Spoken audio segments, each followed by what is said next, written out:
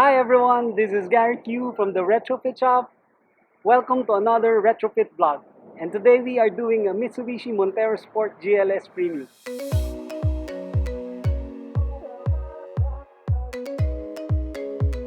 So yung stock headlights ng GLS Premium comes with the bi-beam LED projectors and the infamous LED DRL. Sakit ng Montero yan, as you will see on the other side na headlight. Yan, maraming Montero ganyan ang problema. Burnt out DRL. So you can see na yellow na yung DRL. We are going to replace both sides. And we have the complete DRL set for this model, developed and manufactured in-house. Ito yung stock LED projector. Hindi rin ganun kaganda output nito. Marami na kami na-upgrade na GLS Premium. We have the 3-inch RS LED upgrade for this.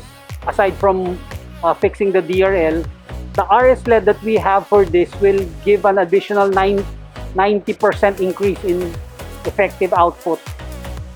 So you will almost double the output if you upgrade yung with our 3-inch LED projector.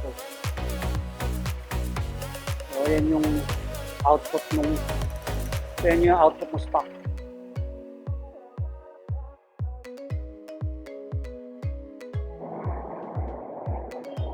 Okay, so ito yung back part ng GLS Premium headlight. Pag mga LED projectors, you can see na walang access point here. Yung mga LED projectors kasi built-in ng LED, so hindi siya replaceable. Pag nasira, you need to change yung buong projector. But with the RS LED, we can change kahit yung LED lang. Ito yung motor for the automatic adjustment ng height. Ito yung turn signal. Ito naman yung dalawang main connection ng headlight. So sa bottom part, you will see ito yung electronics for the LED and the DRL. Ayan. Ayan. Okay, ito yung mga vents. Saan pa yung ibang vents? Ayan. Ayan, vents yan. Diyan lumalabas yung init para mag-normalize yung temperature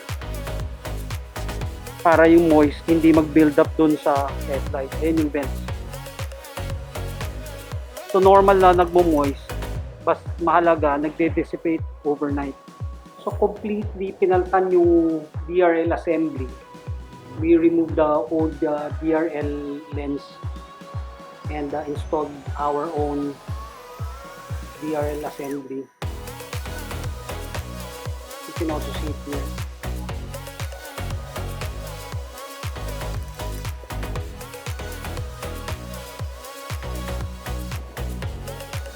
So after the retrofit, you will see na properly sealed yung headlight.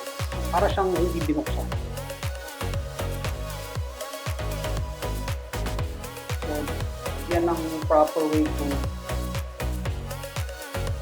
open and seal yung Montero Sport headlight. Ayan. So para siyang hindi binuksan.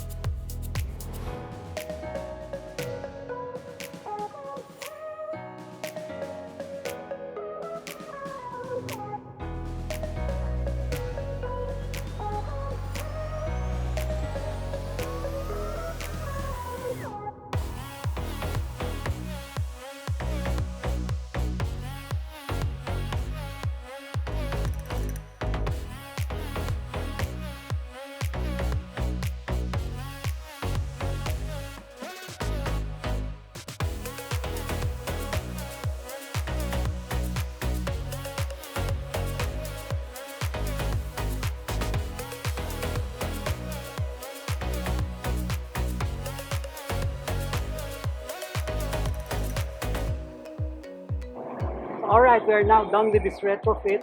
Bagong DRL na, hindi naninilaw, hindi magbe-burnout, all the parts are serviceable. For the GLS Premium, aside from the DRL, we can also upgrade the projectors to a much bigger LED projector. We have a 3-inch RS LED projector for this model, and that will give you almost double the effective output as compared to the stock. And you also have the GT fog projectors for this model. For the GT fogs, meron nun LED or HID version. Either will give you at least 3 times more effective light output compared to the stock fogs.